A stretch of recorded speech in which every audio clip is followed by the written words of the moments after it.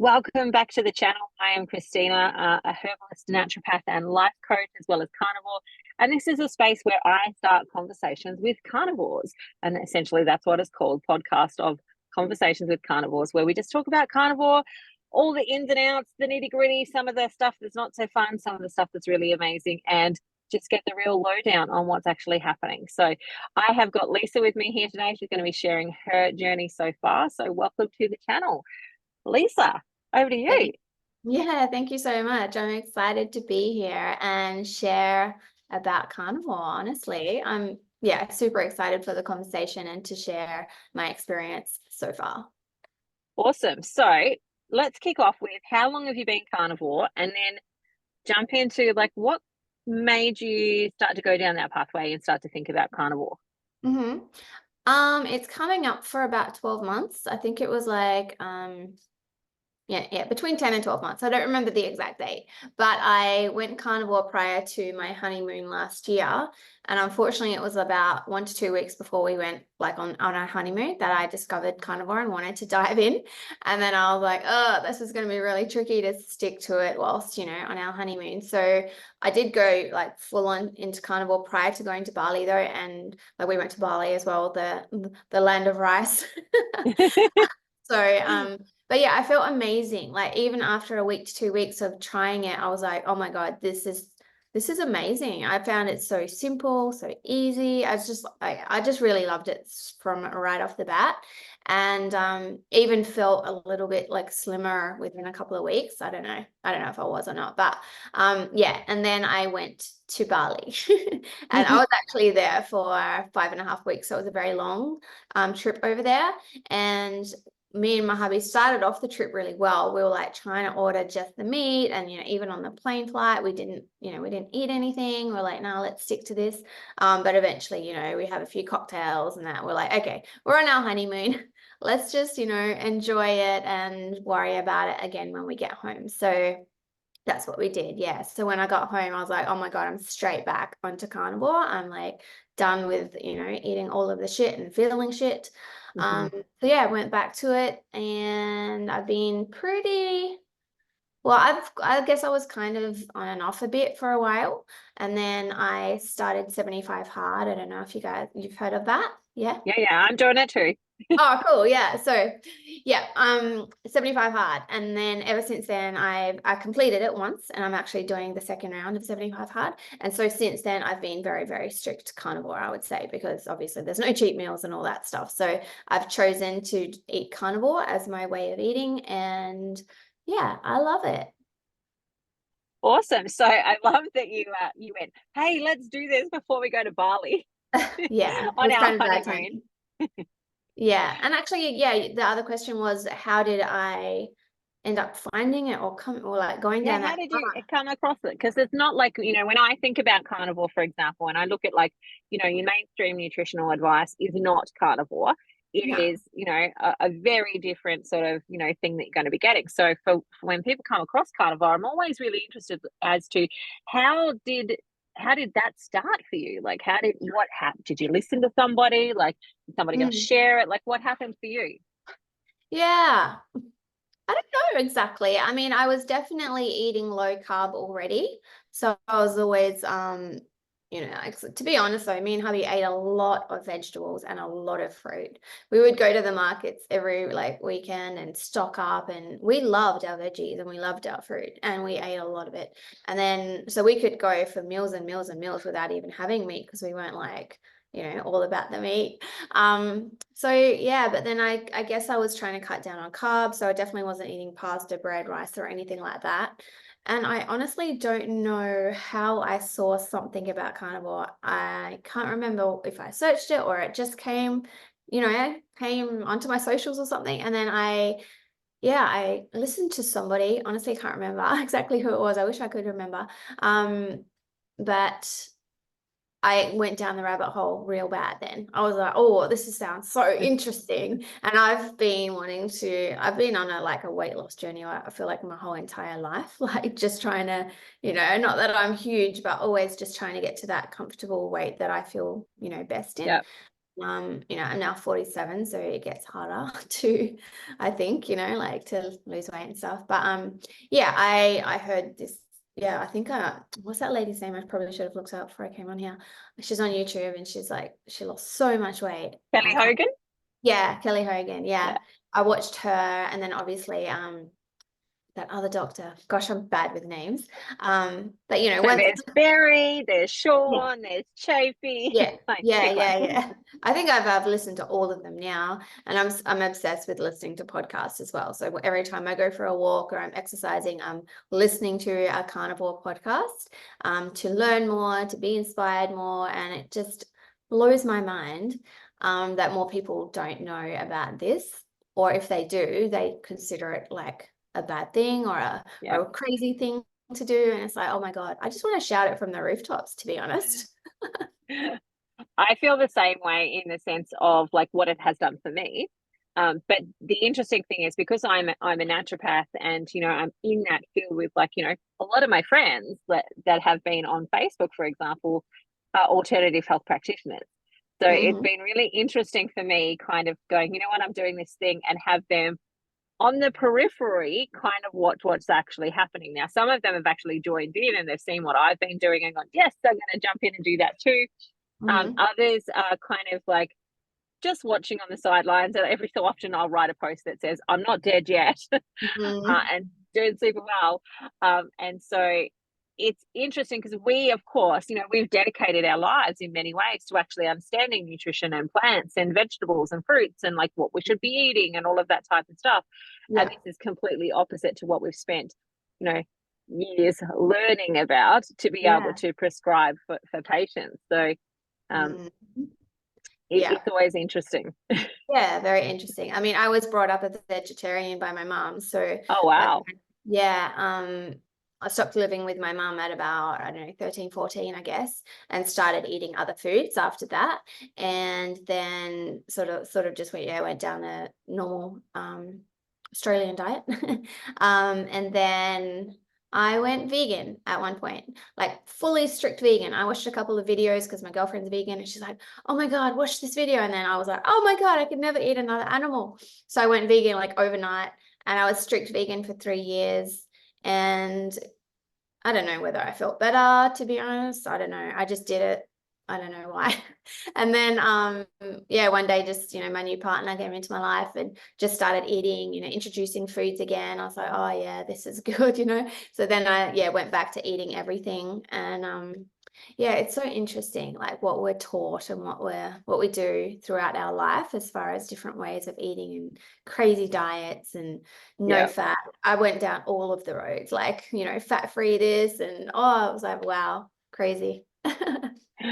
So I'm curious now, like you've been carnivore, say 10, 12 months. Mm. What have been the benefits for you? Like what's kept you sticking to it? I think the ease of it, just yeah, I'm not a cook, like so I love the fact that I can be super lazy.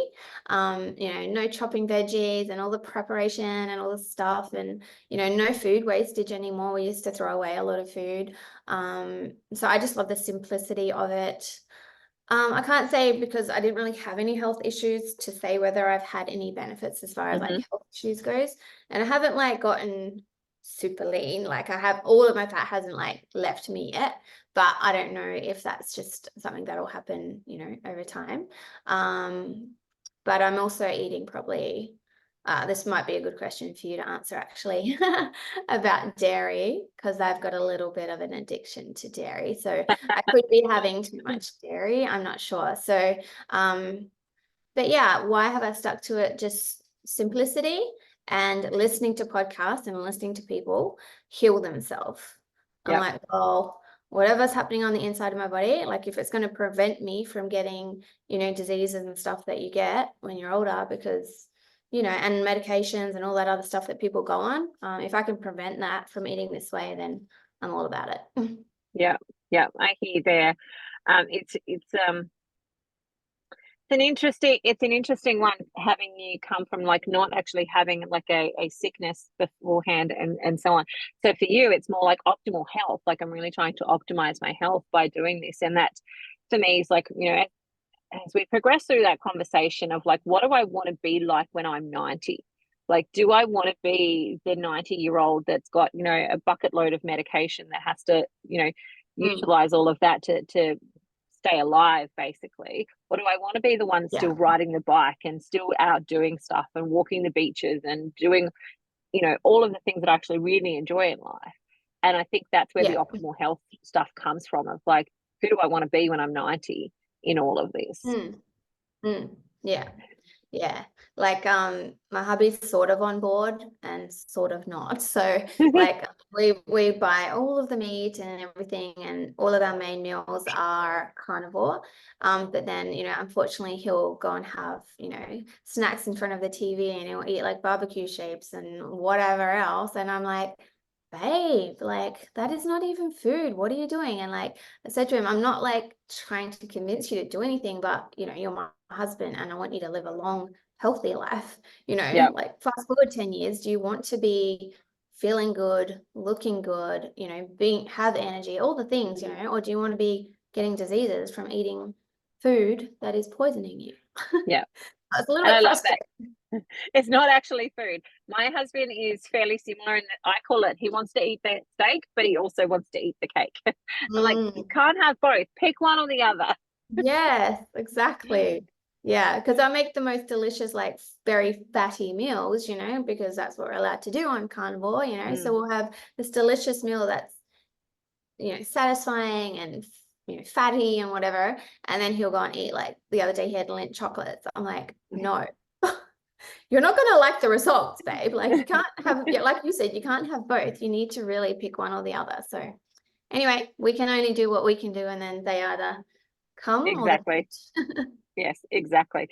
So I'm curious, what are your friends, family, etc. think? Because I would imagine that if you were vegan for 3 years at some point in your life, that some of your friends probably are still in that space. Have you had any issues, any clashes? People are interested. Like, what's the go for you? No clashes. No, none of my close friends are vegan. They dabble in it a little bit, but they're not serious. And, you know, they're also really open to people making their own choices in their life. Yeah. So, no, I don't have anyone that's really had anything bad to say. I mean, my hubby's mum always worries about him and his heart and everything like that. She's like, oh, I just worry about you guys. I'm like, no, don't worry about us. Like, if you want, I'll send you some podcasts to watch, you know, but they don't. So no, I haven't really had anything negative, but I've definitely had some people want to come on board and get more information about carnivore. Now that Yeah. I'm talking about it a little bit, yeah, they're like, oh, I'm just curious. I'm like, well, that's awesome. It always starts with curiosity, you know? Exactly. It's where all change starts. If you're not open to exploring new things, there's no possibility for growth or change. Yeah. So, how has that been for you, having people ask about it? Like, is it exciting, or what are you feeling? Yeah, it's exciting. Yeah, I love it. I'm like, yes. And you know, one of my girlfriends that have been carnivore for 3 days now already feels amazing. And she's been on medications for, I don't know, 10 years or something, she said. Mm-hmm. And, you know, she wants to get off the medications, she wants to lose weight, all the things. And, you know, I'm just so excited for her. I sent her all of the podcasts that I listened to, and, you know, just recommended her, you know, what to watch, what to listen to. And yeah, I'm excited for more people to come on board. One of the things that you said earlier as well is the ease. I love the ease of it. Like, if you just have an air fryer, you're good to go. You don't really need anything else. I mean, you totally could, but like an air fryer and a steak, and you're good to go. Yes. Oh my God. We love our we've got 3 air fryers now because, you know, there's never enough room in one. So we load them up, and yeah, it's so good. So good. I mean, if I'm out on the road as well, I don't know if you do this, but I'm often on the road, and if I'm hungry, I go through McDonald's or Hungry Jack's, whichever one, and I just get the beef patties on their own. Always need to add salt, but yeah, and that's my lunch, and it's, you know, it's fine. I'm used to it now. It's like, well, I just Yeah. eat some patties. We've traveled Australia. So for the last 16 months now, we've been in one location for a little while now. We're renting a house again. But Mhm. traveling Australia for 16 months, absolutely. On driving days or days when we were going from one destination to another, Macca's is the place to go, because you can just order everything without the bun. And I would get cheese and bacon added to mine. Yum. Oh my God, I'm doing that next time. The interesting thing is to just watch how every place makes it, because some people just put the cheese on the bottom and then stick the patties on top and the cheese melts to the box. Other people Mm, get, oh, we'll make a sandwich out of the patties. That makes sense. So yeah. some places do it good, some places don't, not so good, but just get a spoon. Yeah. Yeah. Nice. I haven't tried that. For a while there, I was ordering the entire burger and then taking the buns off, but then it still came with the like sauce and whatever. So I'm like, oh, actually, maybe I can just order the patties. But yeah, I Yeah, like the idea of getting the cheese and bacon with it. Yum. Sounds yeah. better. They also do the grilled chicken, by the way, as well. If you ever like wanting something different, you can just order the grilled chicken too. It's not Cool. as good because, of course, it's their product, but it's not going to be as good as what you can make yourself. But it's another option Yeah. for those fast track things, and I love that because I have a lot of truck drivers. So, some of my patients are truck drivers and they're like, what, how am I going to do this on the road? And I'm like, well, first of all, you can walk into Coles and Woolies and you can buy, you know, some salami even, and you can buy, they've got eggs, boiled eggs in some places. You can go into most gas stations and you can buy jerky. Like there's loads Mhm. of food. You can go to McDonald's. And I've seen people who haven't necessarily, it would have been the prime or the most amazing cuts of meat and so on. It's not optimal, but Yeah. I've seen them transform their health just on those basic switches of removing everything else. And Yeah. so for me, I think that it is the easiest way for people to actually take back their health in regards to food, um, Hmm. because there's not a lot of work involved. There's not a lot of Yeah. thinking involved. Yeah. Eat meat. Exactly. Could not be any easier. Like, I was listening to someone this morning and like when people were doing keto, for example, there's all these like keto snacks out there and all these keto foods, but they're not really that healthy. And then you end up spending a lot of money and you're like trying to make this keto cheesecake and trying to make Mm-hmm. this keto lasagna. And it's yeah, I don't know about that. So yeah, this just makes it very, very easy. Like, and we buy the salami. I don't know, we don't have it all the time, but we put even our salami in the air fryer and make like Yeah. little salami chips. It's so good. Yeah. I love that. So yeah, Yeah. interesting with the keto. I was thinking about keto when I first started, but I don't want to count the carbs. I was like, that means I've got to do some math and I've got to think about and track how many carbohydrates have I had today. Whereas with carnivore, I don't even have to think about any of those things. So it just made it a simple, easy yes from that perspective, for me. I'm curious for you though. Are you missing anything? Mm, not really. No. Um, can't say I am really. No. Yeah. I mean, I used to love ice cream a lot. But now I just make my own. And, I don't know if I should have it as often as I do, but I just get, heavy whipping cream and I put my prime protein powder in there and I blend it and I just freeze it so that I'm at least having something as a treat. Um, but yeah, like the only thing I think I overconsume is milk. Like I buy full cream milk and I buy the lowest one in sugar. It's called extra creamy. And Hmm. I think I'm addicted to it. So I'm not sure if I should stop buying it. So yeah, I was actually going to ask you about that, given that you're a nutritionist and stuff. Should I be tracking my food or not really? It doesn't matter. Well, ultimately, it depends on what your actual goals are. So, for example, if you are not yet happy with things like your weight, like you've still got maybe it's 2, 3, maybe it's 5, maybe it's 10, whatever it is, that number is for whoever at home is listening as well. If you're not making progress on that goal, then that's when tracking can come in handy because that's where you can start to see where do I need to tighten things up or tweak things a little bit. It Yeah. also is from the perspective of the things that I would track would be more like your blood glucose and your blood ketones, because if Mm, you are wanting to burn fat, for example, you'll need ketones that are above a 1. And above a 1 means your primary energy source now is fat. But this is the thing that I see for a lot of women in particular is that their insulin is too high. And so when your insulin is too high, it won't let your blood glucose drop down enough to actually be able to get into ketosis. And so mm, that can be a bit of a challenge for some women. And that means that they're not going to be losing weight. They're going to be turning protein into actual glucose instead of actually using that to build muscles and get stronger and leaner with. And so sometimes you have to do a little bit of tweaking there. And that's where a sardine fast can be helpful, or a beef and butter fast, where basically all you eat for the day is beef and butter, and watch what actually happens to your blood glucose. Oh, okay. Yeah, I've never tracked my blood glucose. How do you even do that? Well, you need to go to the chemist. So you would go to a chemist, or you can order it online. Like, there's plenty of places online. But what you want to get is a blood glucose monitor that also does ketones. Okay. So make sure that you get one that does both, so that you don't then have to get two monitors. Mhm. And then you need little finger pricking strips to actually put it in. You prick your finger, and there's, that's how you record your blood glucose. But it'll give you this little snapshot window. It's called your GKI, which is your blood glucose divided by your ketones equals your index number.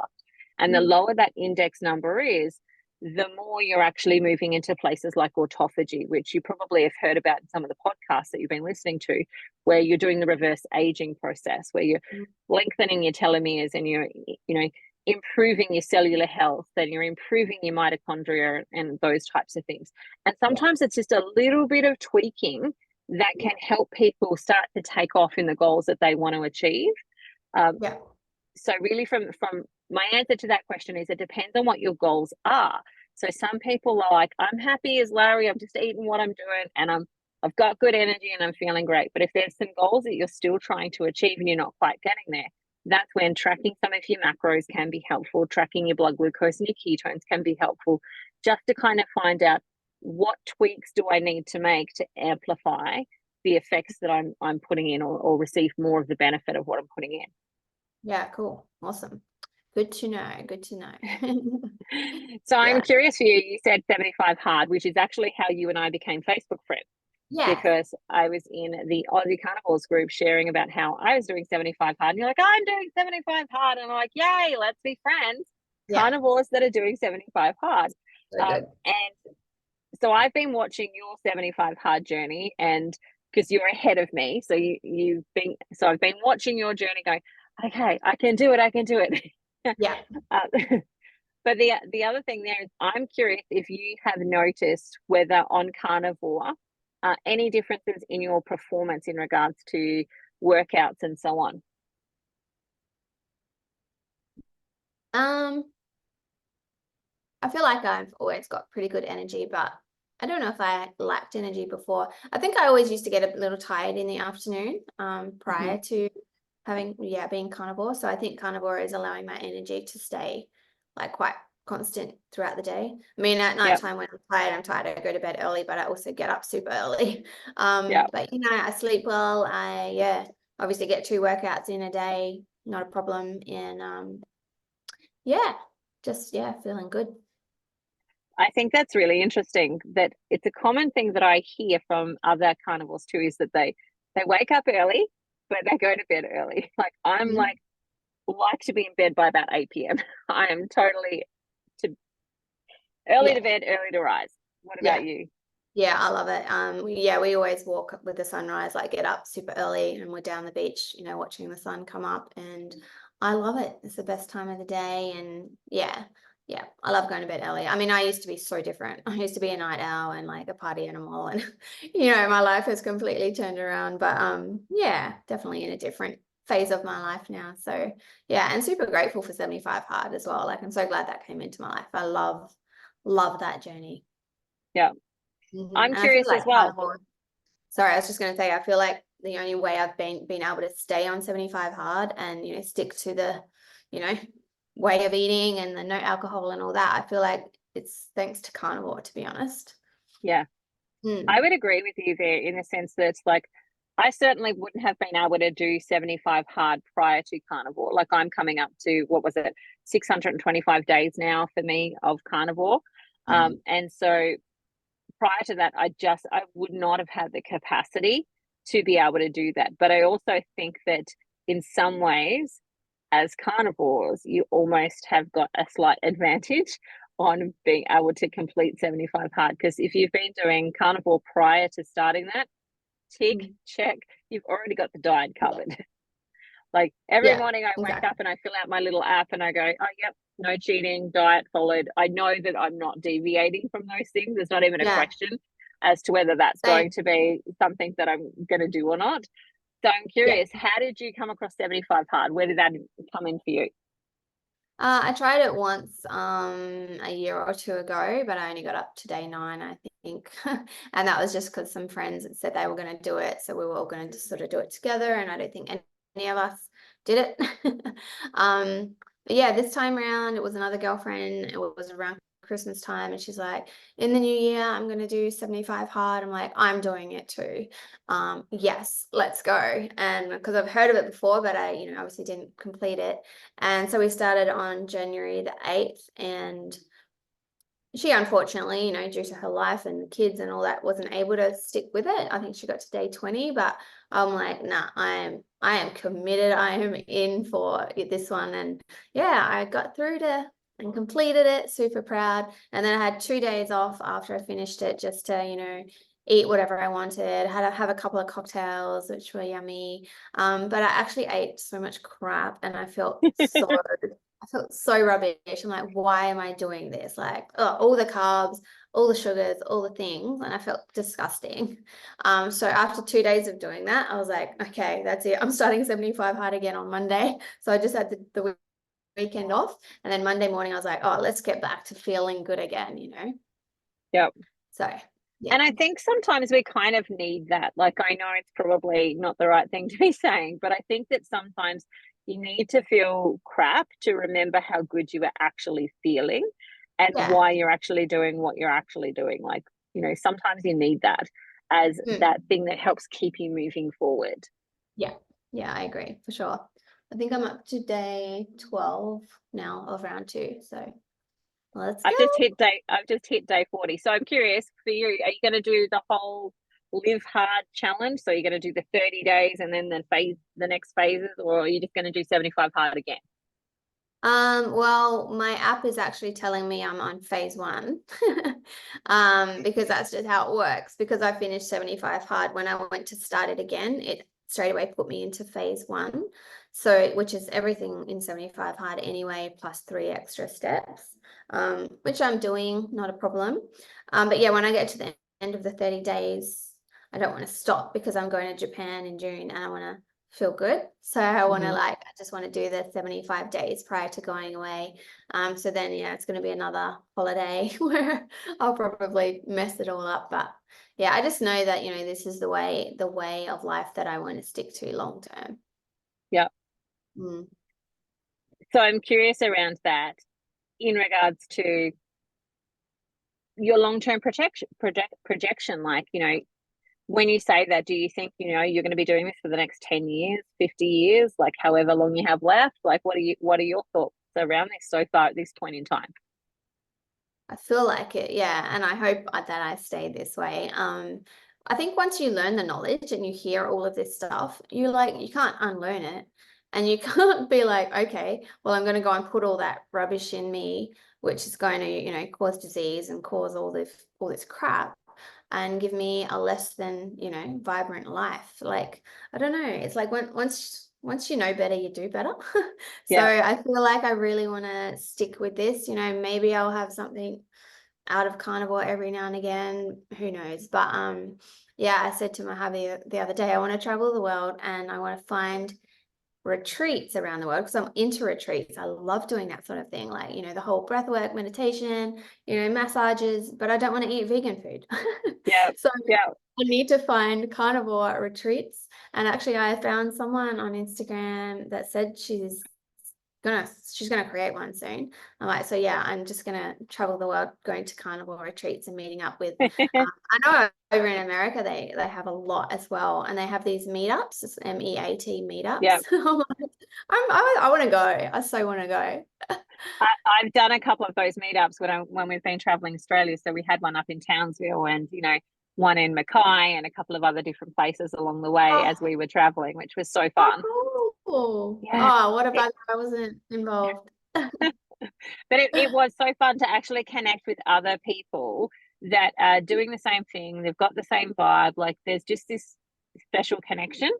But on the retreat front, There is a beautiful yogi over in the US. I interviewed her much earlier in the podcast, and she. The interesting thing for her is that she loves yoga, and that's her thing, and that's what she does. But in her space, everybody else is like a vegan or vegetarian, and so Yeah. the comments that she gets from other yogis basically is, you're not really a yogi because you are, you're not nourishing your body in the right way. And I'm like, this is really interesting, because that sounds, one, really loving of those people, but two, we do need some other spaces out there, because I see it all the time where I have clients that want to go to a retreat and they come back and I'm like, Christina, I'm so sick and bloated. I'm like, okay, we've got to get you back to like off of the vegetables and the fruits again and get your digestive system working again. Yeah, I think I was speaking to her today. Anna Romaine Fogg, is that her name? Oh, I'm not sure. Okay, I only know her from because her like I was messaging. Instagram name. Yeah, okay, yeah. Anyway, this other lady, yeah, she's about to do a retreat. She's a yoga teacher as well, and she's carnivore. And she just said to me in a cute voice memo, she's like, I've got like she tailors to everyone at the retreat. So if you're keto, you get to eat keto. If you're vegan, you get to eat vegan. And she's like, I've got this corner of the fridge where I've got all of my steaks and my eggs and my cheese. It's like, it's so good. Love that. I love that too. Like it's almost like women who aren't afraid to eat. Yeah, exactly. Yeah, no, I love following all the carnivores. I'm like, as many people as I can follow to get inspiration from, to get like ideas on how to cook meat in different ways and stuff. So yeah, it's so inspiring. Yeah. So with all of this in mind, if someone was listening today and they were like, I think I would be interested in starting carnivore, Yeah. what would be some of your top tips that you would give somebody who's about to embark on the journey?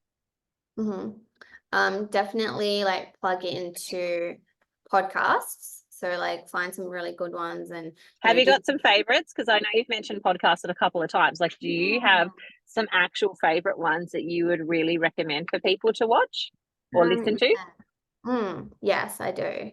I love The Road to Carnivore. Her name's Joanne Ozuk, I think.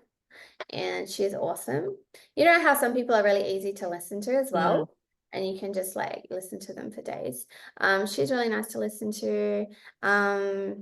Carnivore Stories, that's by Alyssa Grosvenor. I really like that because you just hear people's, similar to this really, where it's just real people having a chat about, their journey. I really like that. I mean, some of the ones that are good are the doctors where they speak, because obviously, they're doctors, they really know their stuff, but it's also really confusing language. Yeah. So sometimes I'm like, oh my God, I don't even know what you guys are saying. But like Dawn Baker's got a good one as well. Yeah, that's a few there. Yeah. So listen to podcasts. What else would be on your list of recommendations for people? Get rid of all the crap. Like if you're really serious about doing it, then just clear out your cupboards, throw away all of the rubbish that, is not carnivore, all of the boxed food and all the crap that, everything that's full of sugar and vegetable oils and seed oils and all that crap. Like just get rid of it so that it's not a temptation, because if it's there, you'll no doubt probably go and get it. Yeah, so just learn from others that have gone there and try it. All that's all I can say. Like give it 30 days at least to see how you feel. Don't just do it for 5 days and then on the weekend go and binge, because it won't be helpful. And you won't see results that way anyway. Yeah, and you'll likely be sitting in the worst part of it the whole time. Like, the first 5 days is where like you might be having sugar cravings, you might be starting to detox, you might be feeling headachy and those types of things. And then you go and trash all that work by, going for a party on the weekend and start it all over again. So you never get to the good bit of like feeling good and your mind thinking better and all of that type of stuff if you don't give it a good enough shot. 100%. So strategies for people who have a partner that is not completely 100% on board. Good luck. I don't know. Yeah, I don't know. I don't think we can make anyone do anything. All we can do is be an example And then if Yep. they see us feeling amazing and, looking amazing possibly, maybe they'll come on board. But I mean, they've just got to get educated as well. I keep saying to my hubby, listen to this, so that he then knows himself, like, why I'm doing it, Yep. why he should stick to it, because it's all about education. Like, if you don't know, you'll just Yeah. continue to eat that rubbish that's killing you. Yeah.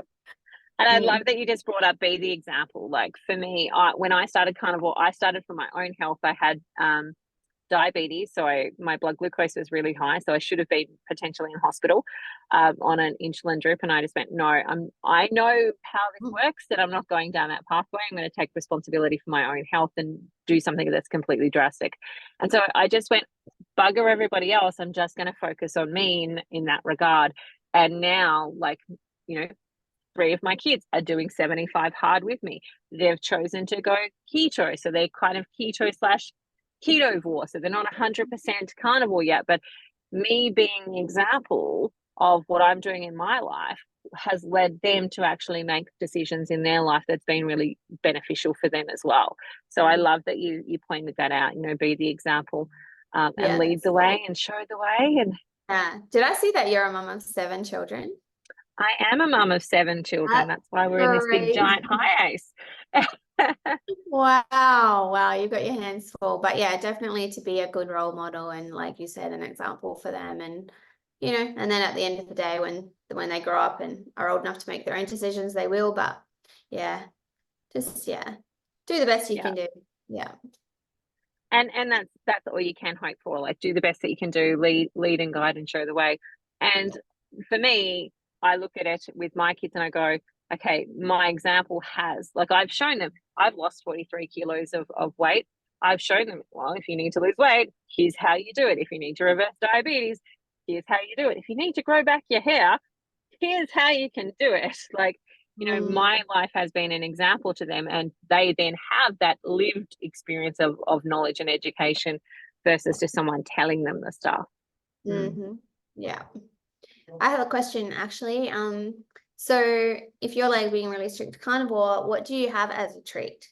Do you have anything as a treat or not? Generally for me, my treats tend to be things like cheese and salami. Like Mm. that tends to be my big treat, or prosciutto. Like I will buy something, like, we don't necessarily have the money for like a sirloin steak every night. Yeah. But so then that becomes my treat when I actually get to have it. So for example, my kids have now got jobs and they need me to get them to work at 8 a.m. in the morning. And I'm like, yeah, that one's being taxed. You owe me a steak for that one. You've got to buy me a nice steak for me getting out of bed to drive you, because I've got to get up extra early to go do my first workout to get you to work on time. So you owe me a steak for that. But Christmas. So this is one of the things that I talk about with some of my clients, is that I look at carnivore as a long-term journey. I don't plan on giving up on carnivore. I plan to probably be one of the people that gets to say that I have been 50 years carnivore, right? That's one of my internal goals, to be one of those people. But because I'm looking at it as a long-term process, I'm okay with mistakes along the way as I start to learn and reprogram myself on how to do particular things. Like, what do birthdays look like when you're carnivore, and what do you want them to look like? And sometimes you're going to slip and you're going to have accidents. So how do you change that in the future? Or how do you make an active decision instead of a subconscious decision around that? So my first Christmas as a carnivore was horrible. Not completely horrible, but basically we were traveling Australia in our high-ace van and we burnt the motor out 2 days before Christmas. Whoa. And so we're freaking out going, I don't know how I'm going to pay for this. I don't know what's going to happen. We had to spend our Christmas money on getting a tow truck and trying to secure accommodation. And so there I am with 7 kids, nowhere to live because our van had just broken down, and in tears going, this is the year I suck as a mum. I can't do Christmas, right? The whole world is terrible. It's falling apart.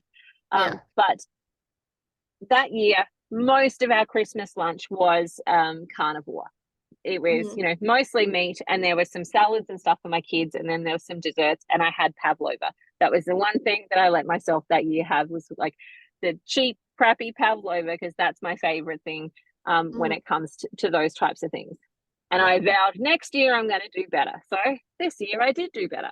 I made a carnivore pavlova, and I made a carnivore creme brulee, and I made a carnivore cheesecake. So we had 3 carnivore desserts. And then we had carnivore mashed potatoes to go with our carnivore gravy and our carnivore meats. Like, you know, I need your recipe.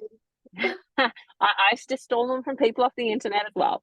Yeah. And so my goal there is to go, okay, every year it's okay if it's not perfect, but if I then learn something from that and figure out how to do it better next year, then that's actually the progress that I want, versus the carnivore police of it has to be 100% perfect all of the time. Just like learning is in the mistakes. Learning is in the time when you fall down and you know, like I said, with that car situation, I remember my sister had just given us some money to buy Christmas presents for the kids, and I went down to, because we were in Agnes Waters, and so it's just this tiny little place, and everything's expensive because we're like in holiday, like tourist land. And I'm going into the shops trying to find like little gifts for my kids that they would really love and treasure. And I walk into this one shop, and it's a bakery, but they've got all these books on the shelf, and I'm going for the books, and I turn around and there is a carrot cake there, and I'm like, oh, I could so eat some carrot cake. Wouldn't that be really nice? And I think I'd been strict carnivore at that point for like 6 months. And I'm standing there, and this moment just happens where I go, you deserve the carrot cake. And I say that because I know it's a moment that other people will recognize. Life is feeling crap, you're stressed out, you're worried, and then you go, I deserve a treat or a reward. And I remember in that moment going, I deserve the carrot cake. And then I went, hang on, do I really deserve the carrot cake? Like, what am I going to get from this carrot cake? Well, 5 minutes of feeling good when I actually eat it, but then I'm going to feel guilt and shame, and I'm going to have toxic headache, and I'm, all of these other things. Is that actually what I deserve? And my answer to that question at that moment in time was no, that is not actually what I deserve, and that's not going to make this whole situation better. But it's in those moments, it's in the moments when we go, you know what, blow it, I'm going to have the cheesecake or the donut or whatever, that you have the opportunity to learn a little bit about yourself. And that for me is the ultimate goal, is actually to not just heal my body, but to heal my mind and my emotions in that whole journey as well. Love that. Love that. Yeah, it's about having awareness, isn't it? And rather than just spontaneously shoving something in your mouth and going, oh my God, that's so delicious, you're thinking about the long-term effects of it, and also your mindset, like what's making me want to eat that. And I love that. Yeah. And what is the story that I'm telling myself that makes this okay? Like, you'll know as well with 75 hard, like that's a commitment to yourself. It's a promise that you've made to yourself that you're going to complete that. And if you don't complete that, if you miss one of the things, or you try and fudge the numbers at all, like the only person you're ripping off is yourself. And so what makes it okay for you to do that to yourself? And finding out what those things are will often lead you to, well, when I was a kid, blah, blah, blah, this trauma happened and so on. Okay, great. Now we get to heal that and move on. Yeah. So many layers. There are so many layers. So with all of that, I'm curious, what are you learning about yourself in regards to carnivore, 75 hard, putting those things together, any of it at all? It's been incredible. Just the fact that I can do hard things and I can commit to things and not quit on myself, like I feel like, a lot of us quit on ourselves. And I mean, if I can do this, I can do anything really, I feel. And it just makes you proud of yourself. And so many people are inspired. So many people have started 75 hard thanks to watching me. And then, like I said, some people are asking about carnivore. So it's good to show people what's possible. And just to I love that. I call it creating the evidence, because I know you brought up Kelly Hogan. So for me, when it came to carnivore, she was one of the people I looked for to create the evidence that this was possible. That she's lost a significant amount of weight. I have got, still got, quite a bit of weight to go. But at that time I had even more. I had 43 extra kilos to go. And so watching someone like her share their story and their journey and what they're doing creates the evidence for other people that it's possible. And so what you're doing is creating the evidence for other people who are watching it going, well, maybe I could actually go carnivore, or maybe I could actually do 75 hard. And those things for me are not necessarily just about doing 75 hard, but actually understanding that you can do hard things that are not necessarily comfortable, that are not necessarily fun. Like I'm sure at some point, and we certainly have had to walk in the rain. We had to do our exercise in the rain, and it's not fun, plenty of times, but you do it anyway. Yeah, exactly. No, there's been so many workouts. I'm like, do I really have to? But then it's like, yes, well, I'm going to. Not do I have to, I get to. And it's all around our language as well, I think. But yeah, I just don't want to quit on myself, So I'm like, no, I'm going to get this. I'm going to do it. And then you feel amazing afterwards, And at the end of the day, when you get to tick that box, it's like, yeah. Yeah. I feel you with that. I'm curious, like, so for me with 75 hard, one of the things that I've really enjoyed is actually getting back into reading.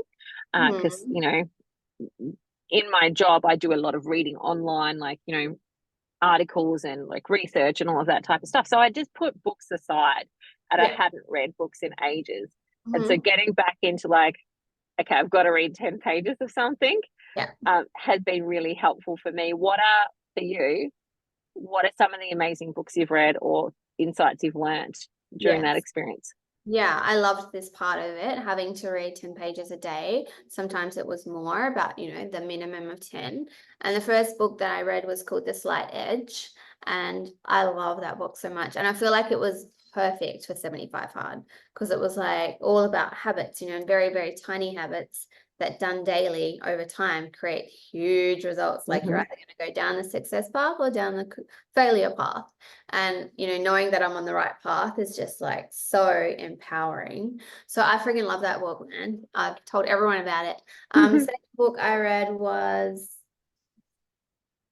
oh my God, I'm currently reading Untethered Soul, which is not too bad, but I don't love it as much. And then the other one, I've got a whole like table full of books over there. I can't remember the second one I'm reading. I started reading two at once. That was probably a bad idea. But, you just want to find a book that you really love. And The Slight Edge was definitely the highlight at this point. Yeah, I finished another book. I can't even think what it was called. So, but yeah, I mean, I also have an online business, so it's always good to read books that are for entrepreneurs, which I love learning and all of that sort of stuff as well. So yeah, I've got a whole nightstand at the moment of like books that are every sort of genre other than nutrition. I promised myself that I wouldn't pick up a nutrition book. I would read things that I don't normally get to read, like, Business Advantage and money mindset types of books. And, Atomic Habits was my first one, which was, I think, a really great one for 75 hard as well. That's the one I couldn't think of. That's the one I've got over there. Yeah, I haven't finished it yet, but I'm reading that one. Yeah, that's it. Yeah. I found that really, I found it really good because it was a great introduction to reading again. It was really easily written, easy to read, sort of flowy book in that sense. And it just made it so much funner to get back into books. Yeah. Just little things that you can do every day. I love it. Yeah, it's so good. And that's why I said to my hubby, and I probably shouldn't bring him into this, but I'm like, instead of watching like Netflix or watching a series, just read something. And but no, he doesn't want to be. I don't know. Anyway, it's all good. I kind of get it. Like, I know when I'm worked out, sometimes it's good to just like be able to not actually think and, vague out a little bit to something that you don't have to think too hard about to follow the thing. But also, I think I'm nerding out a bit on books at the moment. Yeah. I got a little bit overexcited and got out about like 11 books from the library thinking, oh yeah, I'll have those done in a week. Yeah. No. Yeah, I've got a lot as well. A friend just gave me like a whole bunch of books because I asked on Facebook, who's got these cool books that I can read? And so now I've got a lot. Yeah. Yeah. But it's good. So I'm curious, what else have you, because I know for me with 75 hard, there's been lots of things that I've really enjoyed. Is there anything else for you in that was stretching that you were like, not sure if I can do it, but I think it'll be good for me? Anything you learned about yourself in that process? Mm, um, just like staying strong when temptations have been around, you know, like I've been to like birthdays and I went to like a degustation dinner and I managed to not drink, and you know sometimes hubby will have some junk food there and I just say no. So yeah, just to know that I've got that willpower and that strength to Yeah. to stick to my goals. Yeah. Awesome. Awesome. Hmm. So back to the carnivore stuff, if people are watching this and they want to say follow some of your journey on carnivore as well as 75 hard or anything else that you're doing in your business, how do they find you? Yeah, Instagram is Lisa_X_Langley_freedom. So you can find me there. And yeah, I just share a lot about my life on my Instagram. Yeah, my 75 hard, my carnivore, and just my life in general. So yeah, go follow me there. That'll be fun. And are you happy for people to reach out to you and send you a message if they want to? Yeah, definitely, for sure. Awesome. Awesome. And if they're sitting at home and they're playing with the idea of starting carnivore, what would you say to them? Just do it. Give it a go. Like jump in. Like I said, you know, if you're not sure about it, like I mean, if you're listening to this, you're probably curious anyway. You know, so yeah, you know, just get more educated and give it a go because you never know. Might be the thing that changes your life, changes your health, you know, makes you feel amazing. Yeah. Join our Awesome. family. I love it. I love it. Awesome. Thank you so much for being a guest on here. It's been amazing talking with you, and I look forward to continuing to watch you on your journey. You're a little bit in front of me in regards to 75 cards, so it's always interesting to kind of see what's coming up next and how you're progressing through that. So I enjoy watching that from your side of things. And thank you again for coming on, and I'll talk to you again soon. Been super fun. Thank you. You're very, very welcome. Later. Bye for now.